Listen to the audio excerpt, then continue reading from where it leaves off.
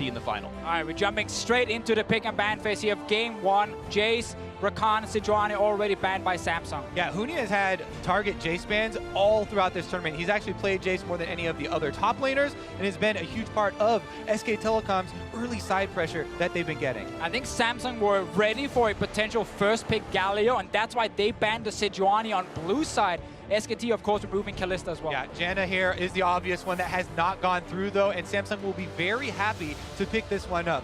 Janna has been a champion that every single team in this meta has been so happy to build a composition around. Now, Kobe, we're talking a lot about Varus as a key pick here because Samsung has focused so much on having that strong bot lane. Yeah, we watched the VODs of their match versus Team WE, and it was all about Ruler getting this pick so early on that they were able to have bottom lane control and then bring in the other parts, the top lane of the Shen pick or the mid lane from the Galio to play around that bottom lane and get snowballing. And Quickshot talked to Koma before the games. We saw it in the pre-show. Koma said they need to find a way to stop Samsung's bot lane from winning early on. That is why they picked the Varus so early here for Bank, to try and make sure he's not losing the bottom lane. But I like the Xayah pick here from Samsung and the Malzahar. Early priority on Malzahar. You'd expect Jarvan based in the tier list to match up the jungle against Peanut here. They're not going for it. Yeah, exactly. Samsung are not a big Jarvan team. Ambition is not a big fan of it. They don't really play top lane either at the moment. So they let it go, and normally they like Kha'Zix or Lee Sin instead of the Jarvan. And it's very interesting that they're willing to early pick this Malzahar for Crown, because Crown has been a huge discussion point for Samsung Galaxy this year. Whereas you remember back to last year in the finals, Crown was one of the best players on the team and a huge part of trying to take down Faker. He even got the solo kill on Faker in game number 1. But Malzahar is this champion. You're not looking for solo kills. You're looking even at a CS deficit early on and being more useful later. And you bring Engage for your team, which is really good against split pushers like Huni. If you can always force a fight in the mid to late game, Huni has to TP in and join, and his split pushing days are over. SKT, though, they actually removed the Jarvan here, so Ambition can still go for either Kha'Zix or Lee Sin as one of his preferred choices in the jungle. I like the Syndra ban. Again, if we're seeing a lot of top lane bans as well, Gnar really comes to the forefront of my mind. Because they've already banned out the Jace, this is a very possible blind pick. Everybody willing to play this champion into any other matchups besides the Jace, and with the Shen also being banned out, it does look like that will be a split push advantage. We're probably going to get the cannon here coming in from Cuvee. That is normally the answer to Gnar up in the top lane. His answer. Almost no one else plays it, Well, but his answer it's then. what he does. AP Ken. He's the meta now. And He is. There's a reason for that, because to me it is a very risky answer. Yes, AP Kennen can have some team fight interactions here, but especially just 1v1 with the Gnar, jungler advantage means a huge amount in that matchup, and these top laners have not gotten a lot of jungler intervention. All right, here we are in the ends of champs. Like you can see where all the champions have gone. Cassiopeia in the mid lane for Faker. Wolf on his 8th Lulu game of the tournament. He's played 9 unique champions and almost half an hour on Lulu here. He is on comfort. Cassiopeia as well coming in last here from Faker. He saw the blind Malzahar and said, you know what?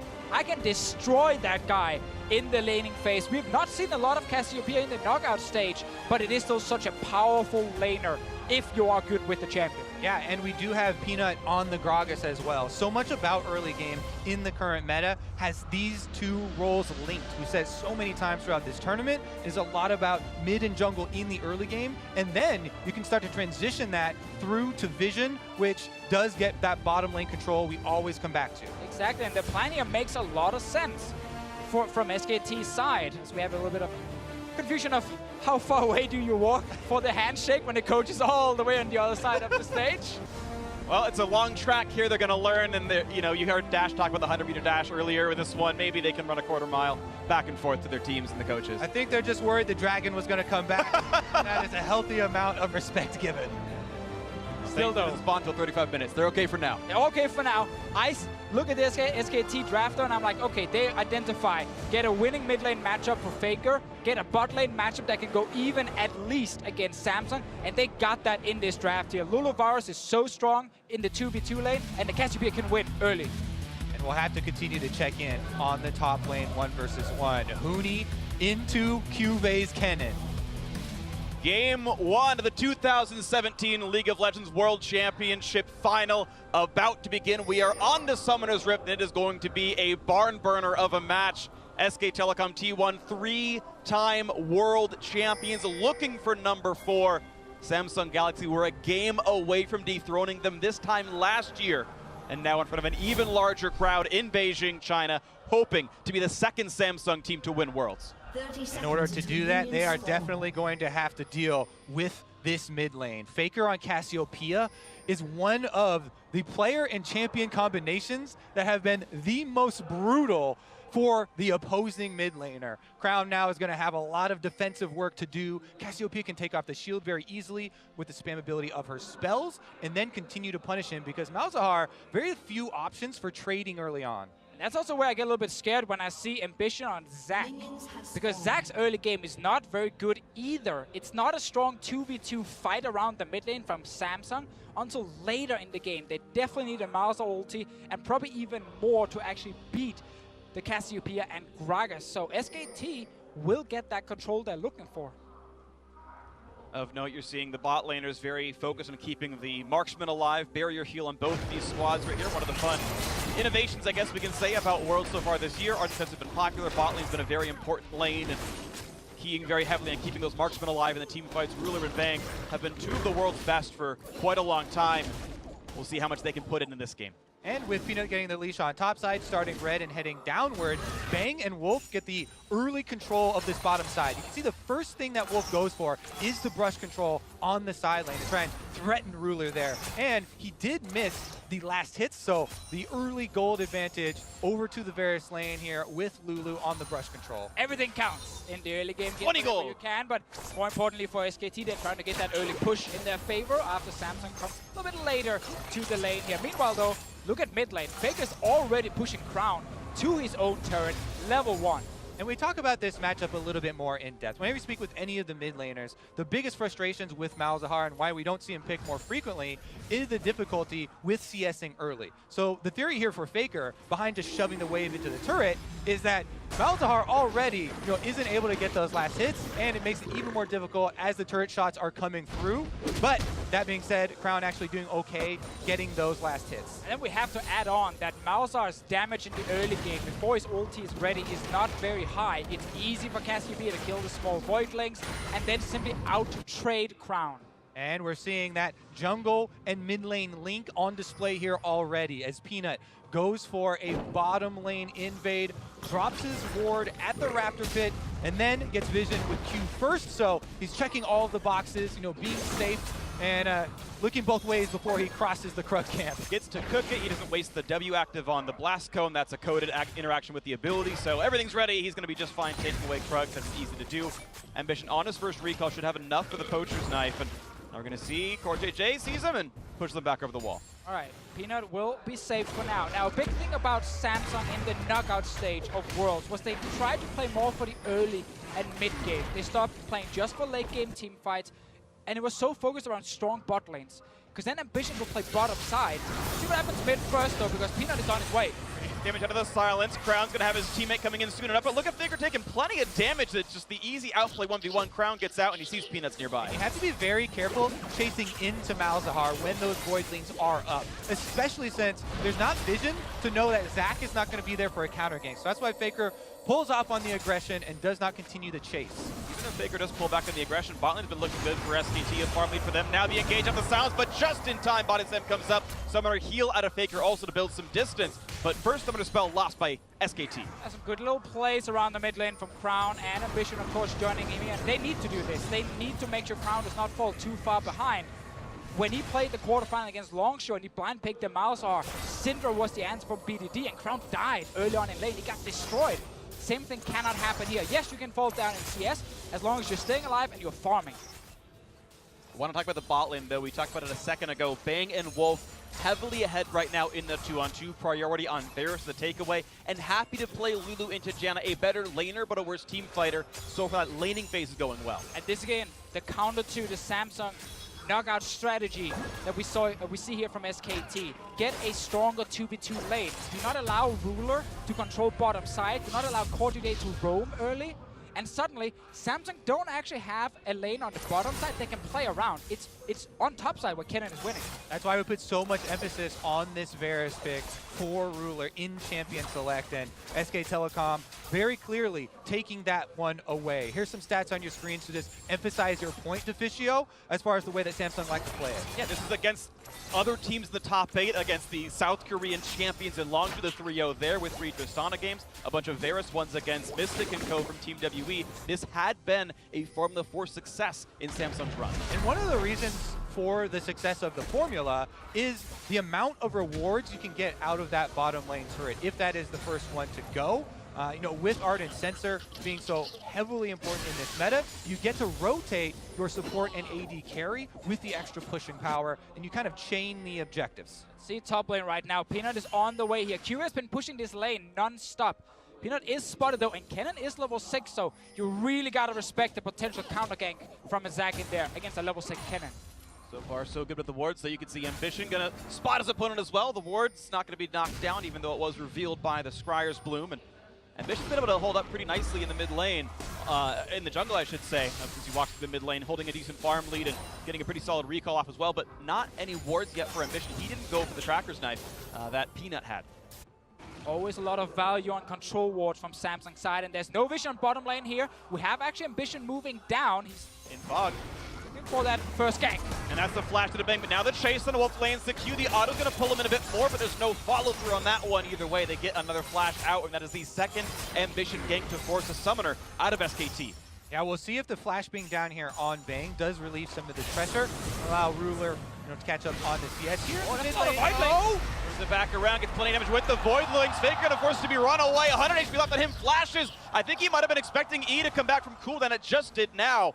And as Faker now out of summoners in the mid lane. Yeah, there were so many small voidings just hitting him right there, setting up a great ulti from Crown. And again, this is so important for Samsung. The Crown is not losing lane. You have to watch the cascading effect of the aggression here. There are 2 summoner spells down on SK Telecom, the 2 most important ones of the flashes for their carries. In addition, actually, Faker's heal still not back up from the earlier visit, so Samsung do have this opening, and they will be looking to punish these carries. We have to remember here, Malzahar only gets better the longer we get into the game. Now the ulti is available from his side after level 6, and suddenly he's quite a threat when he's roaming around, and his damage gets much, much better in the late game. You talk about threats roaming around. I want to key into Wolf really quickly. Part of the bot lane lead is not just the CS that Bang has got, but because of the push lead, Portage has not been able to grab all the coins. Actually, Wolf has earned several hundred more gold so far because of lane dominance. Yeah, people talk about how broken the coin is and how effective the item is. A lot of it does hinge on actually picking up the gold that's sitting on the ground.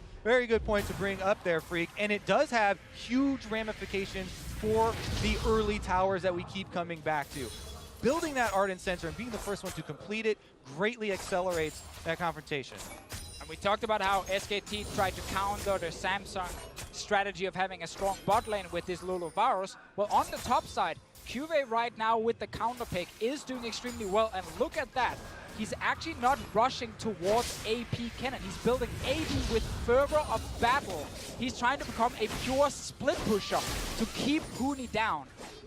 Yeah, this has been something that's incredibly important and highly and hotly debated here for these 2 top laners, because they have been the 2 most successful, but very different. As I said on the analyst test, Cuvée has had the tendency to join the team for team play so much more often than Huni throughout this tournament. But now, as you said, without going the AP build here for Kennen, he would want to keep that pressure in the side lane. Exactly. AP Kennen is much stronger when he joins team fights compared to AD Kennen, who's a pure, like, stay in your side lane and win it. And Huni had the chance to counterpick top. They could have locked in Cassiopeia earlier. They already knew it was Malzahar mid lane, but they wanted the Gnar so badly.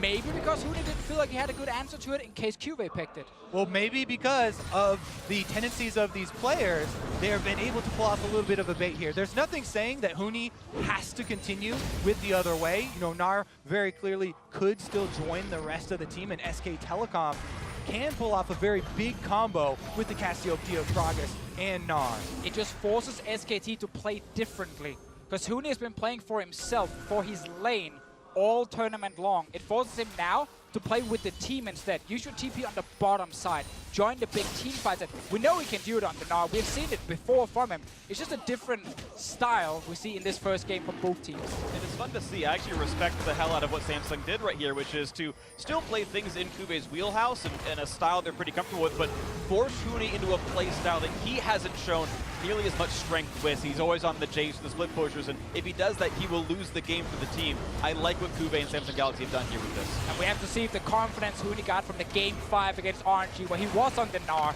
where he made the big engage after the Drake went down and SKT won that game. He needs to do the same in this first game here against Samsung. Let's talk a little bit more about Huni because there's an immense amount of pressure on his shoulders. SK Telecom replace a couple of players every single year. Often the top lane and the jungle, have these rotations, and there's so much, history that he has to fill in. The shoes are very big here for Huni, and we've seen how much pressure and how much focus has been given to him here. Now, on the biggest stage that he has ever played in, will he be able to step up for the organization? Also really feels like top lane has been the most criticized role on SKT since Marin left the team. It was hard for Duke to have the impact he wanted. We saw Untaro play during the year as well. Huni didn't play all the games on the side of SKT in 2017, and it's been hard for him to kind of lock down which kind of style do they want to play from top side. Now it is a split pushing focus, except for this game, Huni needs to join the team. Look at the stun as the marks are timed out there, but Kuve nearly got himself a couple hundred extra damage on Huni, but still you can see this laning phase almost cresting plus 30 now, 12 minutes in. It is getting larger and larger throughout the game. It's beating Kuve's statistical average when he's against a player like Huni, and Kuve was already the #1 laner at Worlds so far in the top lane. He is doing immensely well here, but it's only keeping the game roughly equal. You can see still plus 15 in the bot lane for SKT. Faker up 10 as well. But it's a great start on Samsung's side with the Mountain Drake, with winning top, and with the fact again that Crown is doing great in the mid lane. He's not getting punished at all for this blind big Malzahar, and Faker's trying now. Doesn't get stunned though, and the silence means there's no more chase to be had as Faker takes down some Voidlings, but you can see he's kind of losing these trades. This is the pick that Faker wanted. Crown blinded it early on. They gave him 2 bans in the second phase to narrow down the pool a little bit.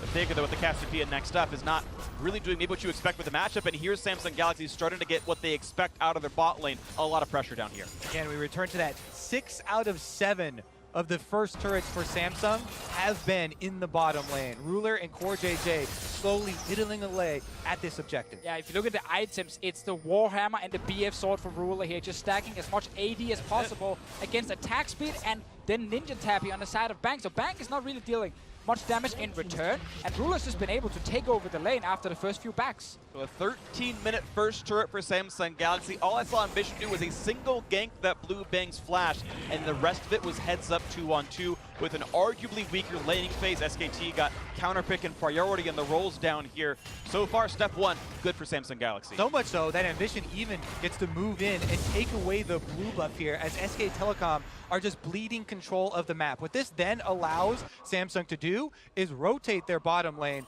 over to the mid lane and actually have the ability to push in Faker himself.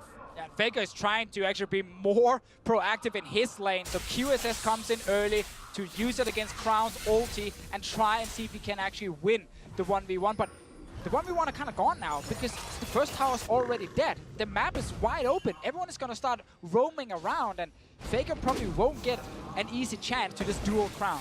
And it's double TP versus single TP, so Crown down on the bot side, of course, with that free time. You can see a blue buff stolen back by SKT is a good consolation for them. They get that same blue that Ambition had stolen earlier, and it's crucially on Faker himself. Now you've got to watch for what the lane assignments are. Samsung Galaxy putting their dual lane in the mid. The question is who can actually answer, because Crown's about to reach bot lane tier 2, and no one's getting that farm yet. You can tell the tension rising in this game. Now the ultimate's blown for both AD carries there, but the opening of the final series here at Worlds, and both teams trying to stick to the game plan, but SKT...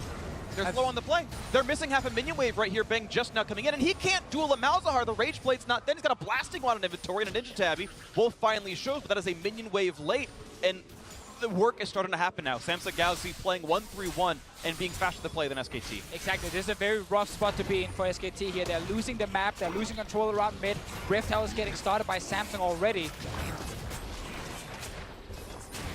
And it's the Rift Tail going to be grabbed up as well. A trade of blue buffs is fine, but they got first turret, Mountain Drake, and now Rift Herald with what's supposed to be the weaker early game jungler in Zac. He got banned out of the primary pool, his first Zac of Worlds, and Samsung Galaxy win in the early game. And Vision had more pressure in the early game than Peanut, with the Gragas that was taken early on in the draft to also deny that from Ambition himself. And that's mid tower down now. Bot tower already died earlier. This is becoming quite a large gold lead. Now what you want to do as soon as you get these outer turrets down for Samsung is start to clear out SK Telecom's wards, because Zac benefits so heavily from the Fog of War being able to get these big engages, and you can then follow that crowd control up with the Malzahar that we keep highlighting, who has now gotten the level 2 in his ultimate. So that is a very powerful initiation tool that Samsung would like to utilize at this stage in the game, but they have to clear out the vision of SK Telecom first. And I like that you talk about Vision so much, because between these two teams,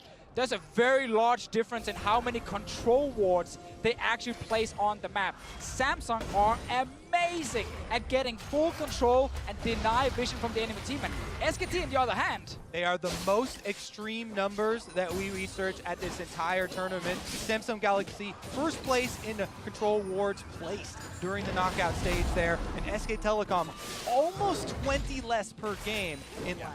Yeah, so SKT relied more on having a lot of engage in their comps. And when they then see you, even out of position or slightly out of position, they are so decisive. They engage instantly. In this game here, they have the Gragas and they have the Varus to start fights. But Ruler's ulti is there to try and prevent it, and Core JJ's disengage. It really is beautiful to watch Samsung's controlled style of play here. Checkbox number 1 that we mentioned, bottom lane turret, that's off the list. Then they're able to utilize all these control wards to secure the vision and go for that engage that you're talking about, Freak.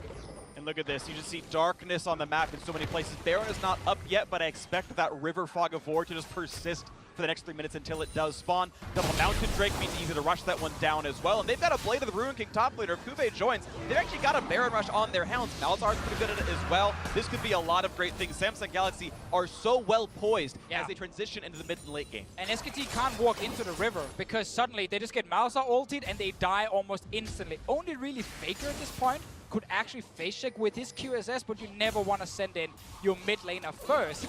And the fact that SKT are now sitting with this draft here, who needed to do well in mid lane in the early game, it makes it so hard to start the next fight. I think that we should actually toggle SK Telecom's point of view at this point with the Fog of War, just to really illustrate how Samsung get this stranglehold. And SK Telecom, even though they're known for making so many big comebacks, look how difficult that would be to mount at this point. It's like they don't even have wards on the map at all, and they have 2 sites within the team, one from Lulu, one from Gragas. All 5 can buy control wards. Bang just picks up one now, but it has been darkness for so long on Samsung. Yeah, and every time Samsung goes back to base, I want everyone to look at the inventory. And you just see so many control wards, except for Cuvee, but he's going back to base now. Exactly, that's the point. I was bringing it up. He's recalling. Jorm's Fist and a control ward! There we go, 5 control wards once again from Samsung, and it makes it so difficult to play against them if you can't force team fights. SKT at the moment are normally very good at catching some waves in the side lanes, slow push them out, and then go back to group as 4 to 5 members and look for the big team fight. But at the moment, they're just so far behind. Big team fight might be what it comes down to. SKT have had a lot of games like this throughout Worlds, especially the group stage where they had gone 5-1, but they had to make these 10,000 gold comebacks with miracle team fights. Now shut out of the game with all 3 outer turrets gone and down everything else as well. They might need just that. And we need to look at it from SKT's point of view, because that is the more difficult scenario here. When you're lacking vision like that, you have to use numbers advantage to make your play on the map. We just saw them push heavily with 4 members on the bottom side there towards the red quadrant to take away that red buff and try and get a single turret, their first turret of this whole game, for themselves to get some sort of gold back in their pockets, but it's at a cost. Well, they will lose the top lane tower, as you mentioned here, but it is still fine to trade turrets when you're behind. You just need to get gold on your team, and the fact that Peanut was around bottom side, it meant that Cuvee couldn't step in and defend against Faker. He had to just back away. At a very small point, there was no local gold picked up for top lane 2-2. We saw Ambition only get 125, so it's almost like you traded a turret for half a turret. The map control obviously is still great for Samsung Galaxy. They can now heavily push in top lane, and this makes it even easier to play for Baron because there's one less bastion of strength near that all-important objective that SKT can use. It's still SK Telecom. And SK Telecom's legend, though. They always talk about how no matter how much gold they're down, no matter how much of the map they've lost control of, they never quite feel like they're actually going to lose the game. And they're always looking for the next play here. First one on the list is to try and get some sort of control so that they don't get baited around this Baron area. And here they start marching out a bit 4 versus 4 right here, but Xayah is now recalled and the Cannon's in the bot lane. So momentarily, there is a numbers lead for SKT. 4 strong, they run across a barrel to face check some brushes, a few control wards going down. But even though they've gotten some temporary vision into small parts in 30 seconds, they're probably all dead again as Samsung Galaxy sweeps out. Yeah, and SKT are spending their time on getting this vision. Obviously, Samsung can then move in and deny it once again because Samsung are the stronger team at the moment. They don't have to fear SKT. They can let SKT place the vision, let them go back to their lanes, and then it's Samsung's turn to go into that jungle. And they can freely get rid of it, and then Crown with his Malzahar is a constant threat if someone is trying to face check. One of the biggest differences I see in Samsung Galaxy this year compared to last year is the confidence this team has in themselves now. Solo pings here going down, but they're just able to very calmly retain control of this map and increase their gold lead here, even versus SK Telecom, the champions, where most teams begin to panic and begin to feel rushed. It is important, though, to highlight that Faker are getting a lot of farm at the moment. He's been in these side lanes. He's happy saying, you know what, I sacrificed one side of the map to go and actually pick up the CS I need to get my items. So he's still sitting on now 2 fully completed items and QSS plus tier. He's actually very strong in case a fight happens. And his tier is basically fully stacked. It's at 720 mana right now, so as soon as he gets that Archangel Staff and turns into full Seraph's Embrace, he will have an incredible amount of damage up, but if he can get to that point, but it's still just that waiting game for SKT. And the timings are working against them right now. Huni has just gone exhausted on Gnar. That means that when you transform from Mega back to Mini, there's a delay before you can build Rage back up and have the threat of the initiation. While during that time, Cube gets a full 30 seconds on the minion wave on the bottom side here and will press it up to the turret. This is what we talked about earlier, how Huni needs to actually abandon the side lane and go join his team. Play with the 5-man group to see if they can get a team fight, and he's just catching waves in the side lane. Most other games that he played during this tournament, it was Huni who's pushing for turrets. It's Huni who's applying pressure when SKT are losing the rest of the map. Not in this game due to this AD Cannon counter pick from Samsung.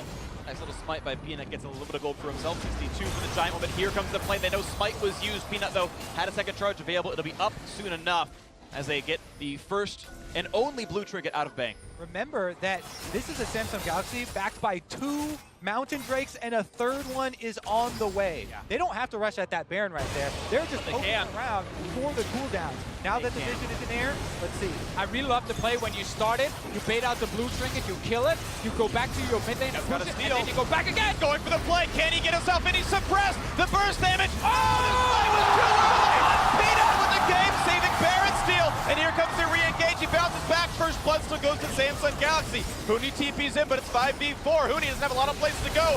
Faker likely to lose his life. The flank from AD Cannon. They've got 2, now make it 3 as Bang is forced to run away. He's chased down. He's silenced and dead. Huni can try to Baron recall out. They can't see him. But 4 for 0 to Samsung Galaxy. SK Telecom got the Baron steal, but they forgot about Cube. As soon as he joins the fight and flinks around the backside, there's only one survivor, and it's Huni himself, left alone to defend. The call, though, was good from Samsung. Go back to the Baron. When Peanut tries to steal it, you ult him with the Malzahar. But everyone seemed to stop damage on Baron itself. They jumped on Peanut instead of saying he's suppressed. He literally cannot do anything. Let's see it again here. When Peanut gets into the pit, Crown wants to ult him instantly. It's actually smart by Peanut to try and ult Crown away, but now Ruler is hitting the Gragas instead of the Baron. You don't need to kill Gragas, you can kill Baron. But Ambition is the one who uses his smite early in the end there, even though the call for the whole team was to stop damage on Baron, so it's a bad call. Ambition really has a bit of explaining to do. Seems like it's a split call. Do you kill the Gragas and then the Baron, or do you suppress the Gragas and kill the Baron? And it's in moments like those where you see poise and experience really come out. That being said, 4 kills here were cleaned up on the outside from Samsung Galaxy. It was 4 kills, but the only objective taken was that third Mountain Drake. There's now a long 6-minute lull for neutral objectives, and with that Baron buff on Huni, he has a bit of pressure on the side lane. Samsung Galaxy resets on their 4,000 gold lead. We'll see what they can do next. All right, Cuvee right now needs to be careful because we have Wolf and Peanut knock their way down to the bottom lane here, but all of Samsung coming from mid now. The question is, what can they play for? A delayed game probably benefits SKT, letting Faker scale up, and the only thing, again, they can push is turrets. So Samsung Galaxy need to move forward. All that SKT want right now is Huni to get a turret and some gold with the Baron buff. He's trying on top side, but they're actually expending the teleport here from Cuvee. And again, this is still the AD cannon, and it's extremely threatening here in the side lane. Well, maybe some concern about being outscaled. Of course, you can't necessarily count out Janna Xayah, but a concern you can think about SKT, incredible late game team fighters in their own right. They'll push forward in this game. That's where we've seen SKT come back so often in this tournament. They're down, 2-1 in series, and suddenly the 4th game, it's one big late game team fight, and they swing it all around, and then they win that game 5 as well. But in this game here, getting the Baron delayed Samsung, it doesn't mean SKT are suddenly winning, because they're still down in gold, 3 Mountain Drakes, and this draft from Samsung in late game fights is still scary. Yep, don't get ahead of yourself. This is a multi-step process. SKT have completed step number 1, though.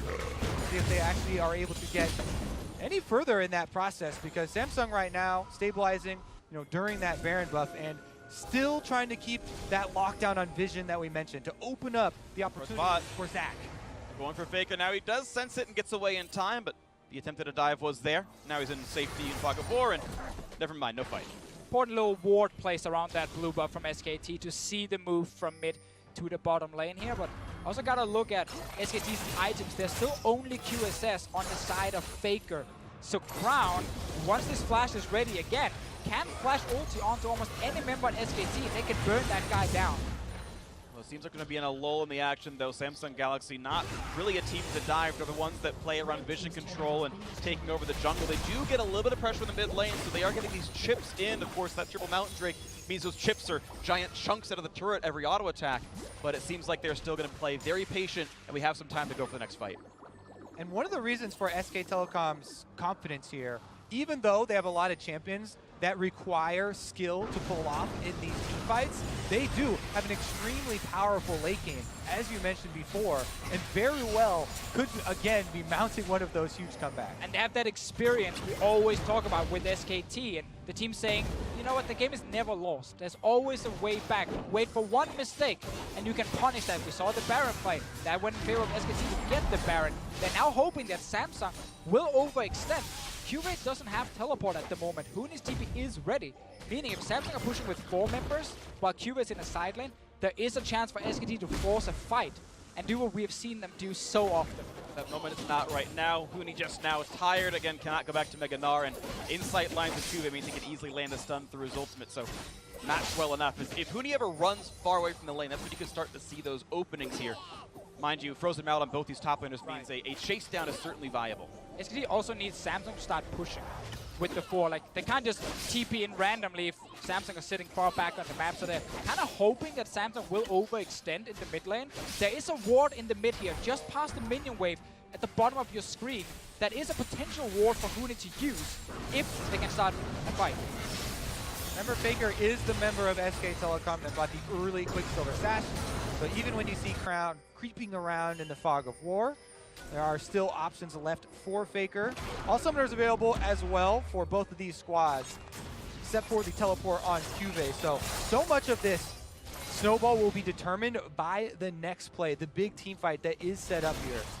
And we can see what we talked about earlier with SKT. Through the group stage, that blue line at the bottom. Again, this was that's their goal on average when they went 5-1. Right. They won almost all of those games. They were able to get these comebacks, and as you can kind of tell from the numbers, those aren't that gigantic. Neither really is SKT's deficit here. They have come back from worse, but what matters is the next minute right here. As Baron's coming up, the 4th Drake as well. It's about Samsung's mantra, vision control, make it darkness, play for that play one more time. What's also important about that gold graph is how SKT in the semifinal against RNG did not fall really far behind like we have seen in the group stages. They had obviously the game 3 where everything went wrong against Uzi's Vayne, but apart from that, SKT had better early games and were more even when they moved towards the later stages of the game.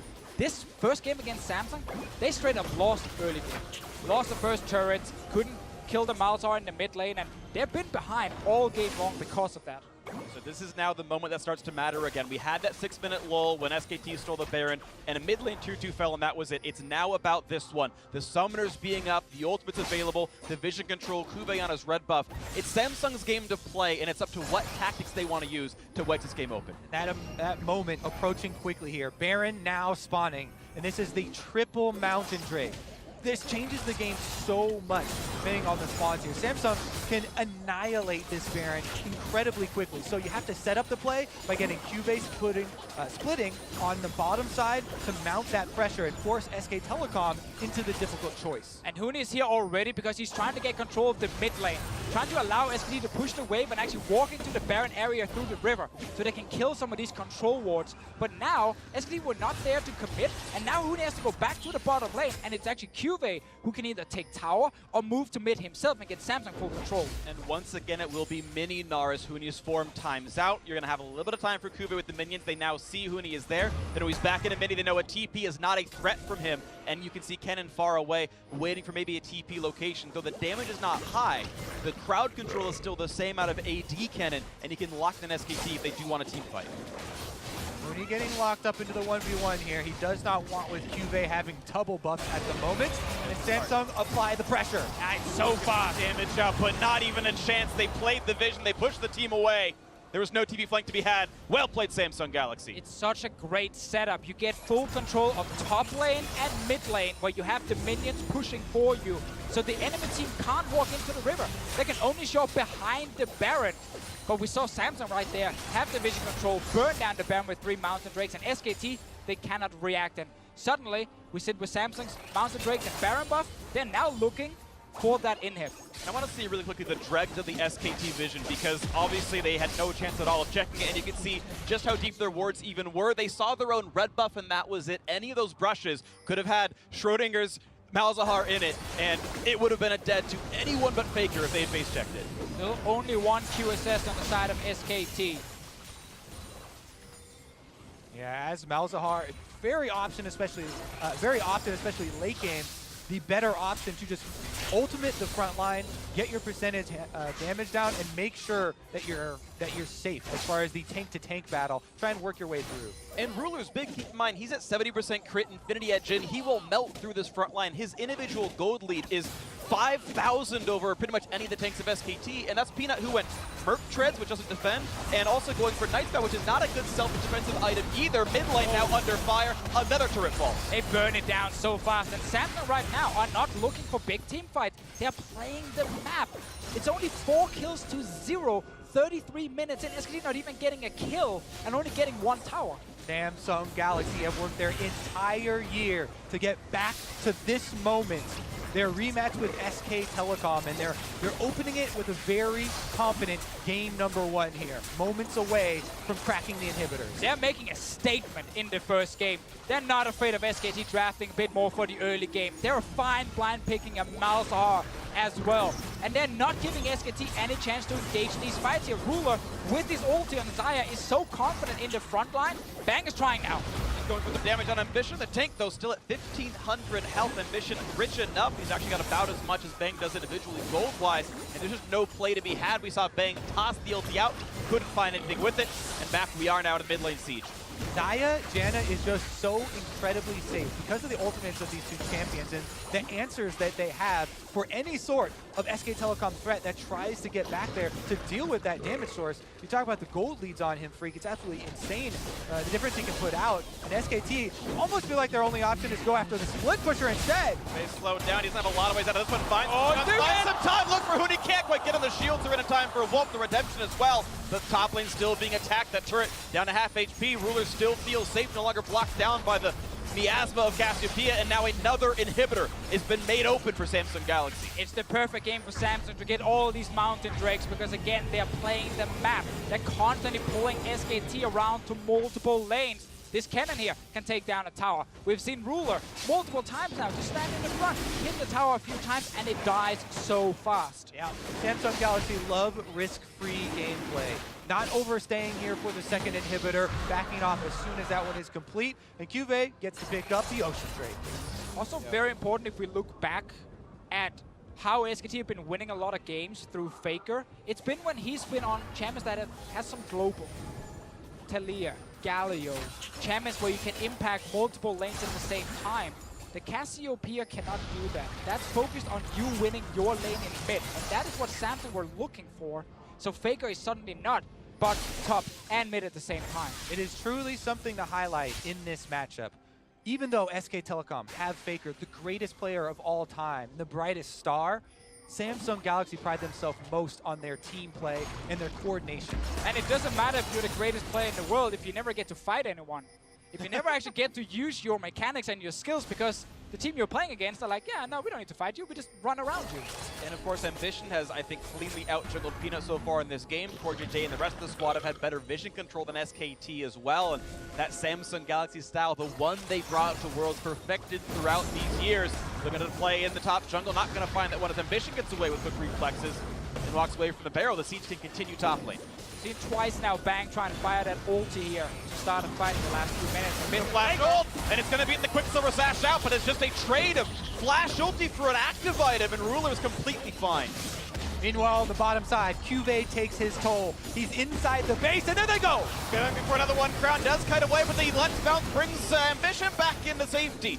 Another bit of poke out from Bang, and it does not matter. The top inhibitor dies, and simply there is no fight to be had for SKT. The bottom gone as well. SKT's base in shambles. And the fight continues as Bang now forced back away. Ruler safe enough. Kites away from Faker. Good damage here. Gets the knockup. A bit of healing as well. The barrier pop of Faker. Almost gets himself the solo kill. Now forced to run away, but kites forward. Gets away from the knockup. Gets rooted in, and Crown gets himself that kill in the mid lane. 5-0 in the game as they keep pushing forward. Super minions in tow. Samsung Galaxy only give up one turret this entire game and absolutely dominate SK Telecom. A complete domination to this one. They look for a couple more kills to pad the stats, but there is no way back in this one for SKT. The slicing Maelstrom in there. 7-0 in the game. 2 more to go. Samsung Galaxy strike down SKT in the first. Almost a perfect game opener from Samsung Galaxy.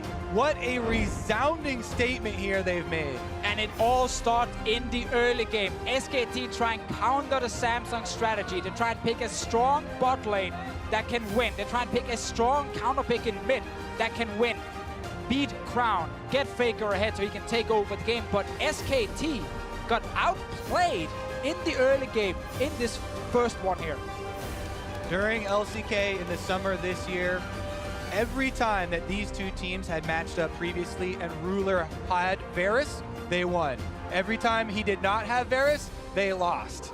But now they've broken the trend, and you could definitely put Xayah up there for him. What you can say for trends, though, is this lineup, since Summer Split onwards, these 5 players are now 5-0 in games against SKT when they lost in the postseason. That was different players. They had decided to play Haru, but it seems like having Ambition there, the voice is so important alongside his bot lane. This lineup, 5 games in a row wins against SKT. And some of these struggles we have seen regarding SKT's early game showed themselves in the first game here as well. Peanut did not have an impact at all on this Gragas here. Ambition was more active on a Zac in the early game than the Gragas here from SKT's side. Faker didn't win his lane hard enough. Bot lane suddenly, after a few items, couldn't actually do anything, and you start losing across the entire board because Cuvée was controlling top side all game long. Yeah, one of the biggest things we always talk about with Ambition is his in-game leadership and how much he brings to this team. So you can forgive things like the Baron being stolen by Peanut in that sort of brief breather that the SK Telecom were able to get for themselves. Well, game 1 went to Samsung Galaxy. Now to get their thoughts on how that first blow was struck, let's send it over to Dash and the analysts.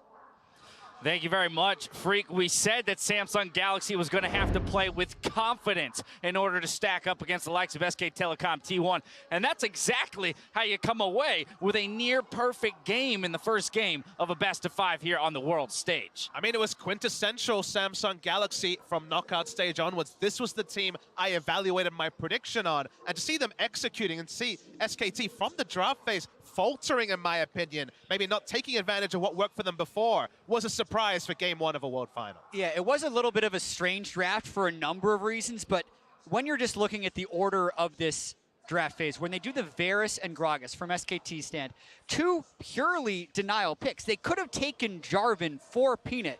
They also don't need to have Bang on Varus.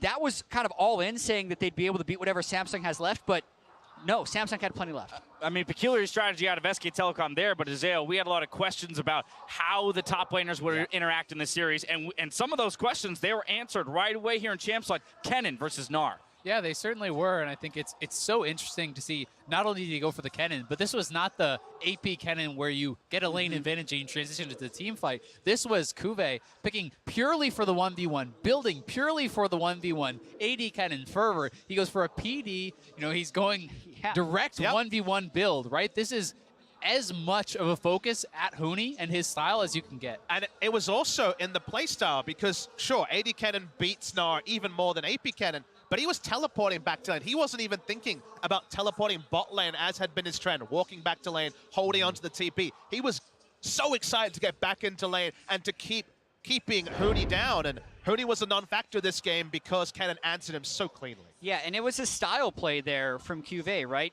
We know that Gnar was a priority pick for both of these teams in the semifinals. So I can understand why Huni would say, give me Gnar, you're not going to beat it. But specifically QV, altering his style a little bit to then just be better at Huni than Huni. So he did a really good job in that game. And, like, yes, there was a lot of other things that happened, but the fact that they got so much control of that top lane was really critical. And to be fair, that is the counter pick for Kuve, right? Like, he had the counter pick there. They gave the counter pick over to Faker, and I actually thought for the first time really that I can think of this tournament, he actually played the laning phase pretty poorly in the 1v1 with this counter pick that he had. Multiple times we saw Faker charging forward into Voidlings that are spawning extras on him, that are putting so much damage on him. When his flash is forced, it's because he's charging forward into Voidlings and getting ulted. And it seemed like he was trying to push too hard in a matchup where you have to play patiently and kind of find your opportunity against Malzahar. And I want to examine the pick ban a little bit because Faker was, as you say, the one that got counterpicked, same as QV got on the side of Samsung. What worked for SKT previously was Talia, was Galio, was Ryze, the roaming champions. Galio was banned by SKT, not an option. Malzahar blind pick, which is a new thing when it comes to the first round of the draft. It denies Ryze as an option because Malzahar really wins that lane very hard in the 1v1. Talia was available, ended up being banned in the second round. This actually forced Faker to play through his own lane. Cassio isn't going to have that same map impact. They weren't able to play through Faker. As the casters said so eloquently, Faker was a non-factor because they couldn't snowball him. And in the end, his play didn't matter. I mean, Huni, a non-factor because Kuve had control of the lane. Faker, a non-factor because Crown had control of the lane. You even jumped down to the bottom lane. That was the first turret to go down. So Core JJ and Ruler able to apply the pressure in that lane. Jat, you said it in the pre-show today. There is a world in which Samsung just distills their strategy down to get pushing lanes and pressure the map to a victory. There were only 5 kills in this game total, and all of them on the side of Samsung Galaxy. And there I think you have to give some credit to Ambition because it actually was SKT with the push early on who were doing pretty well in the 2v2. Ambition comes down, he forces Varus's flash, and then that means you no longer get to push. It almost felt like we were watching a rerun of the breakdown when it talked about Samsung Galaxy winning with no kills. Because I noted down at 20 minutes into the game, Samsung had an over 3,000 gold lead. There had been no kills. Ambition hadn't even used his ult once in the game. It was about as non-interactive as can be. But we were all sitting there from 10 minutes onwards being like, feeling the raising dread that you have to imagine SKT was feeling because it was one-way traffic. There were only 5 kills in the game. 4 of them came in one team fight. This one around the Baron. A scary moment for Samsung Galaxy as Peanut comes up with the Baron steal. But this will be our Acer Predator replay for Yeah, game and 1. gotta point out that Crown suppresses Peanut, so he can't smite while he is suppressed. Ruler stops damage on the Baron, which makes it a 50-50. So that was like the one gap in Samsung's coordination the entire game was not securing that Baron. But then, almost as if getting the smite made SKT think they could win a fight, they couldn't. They slowly file in and they get destroyed. No team fight, Kennen. Come on, Azael. Look at that. Double kill. Wow, it was all about the Kennen, as you can clearly see. One of the things that is really interesting, though, and this is so much this is going back to pick ban for me, because Malzahar was blind picked, but it's not like their red side had the last pick in the first round. They chose Lulu over something like a Syndra. We saw Crown get absolutely slammed by BDD in the laning phase in that exact matchup, and Faker could have had it for himself. Sure. Yeah, and looking at the way this one played out, going for what I feel like is the late game scaling pick in the Cassiopeia and not being able to have Faker bail out the side lanes didn't work at all for SKT. But Samsung was nearly perfect game by WE in game 1 of the semifinals. So much can change with a minor tweak to the strategy. So I think to Papa Smithy's champion pool point, get Faker back on the other stuff. Clearly the denial picks didn't work against Samsung. As the players make their way back onto the stage, you can see the faces here of the SKT players themselves. Papa Smithy, I want to kind of refocus now into game 2. SKT, with side selection, has elected to remain on red side. No substitutions coming in. So let's talk about this a little bit. So I was actually thinking in this game, it's like, wow, they really need to have top lane control. And now that they don't have red side again, they're going to wait. They have choice. So clearly they can choose red side because I think it's all about the top lane counter pick for them. They will most likely try and save Hooney's pick for last. And the fact of the matter is, if we're going to see another first-round blind pick mid laner from Samsung, you get the opportunity to counterpick mid lane in the first round, then counterpick top lane in the second round. So red side does have a lot of opportunities there. It does feel like maybe this time Faker will be opting into his mid lane champion in the first round also. So 2 counter picks, I can't see it happening, but I'm so interested to see what Samsung will do and what will be prized, because I can't see first pick Janna being left open 2 games in a row. Samsung Galaxy absolutely control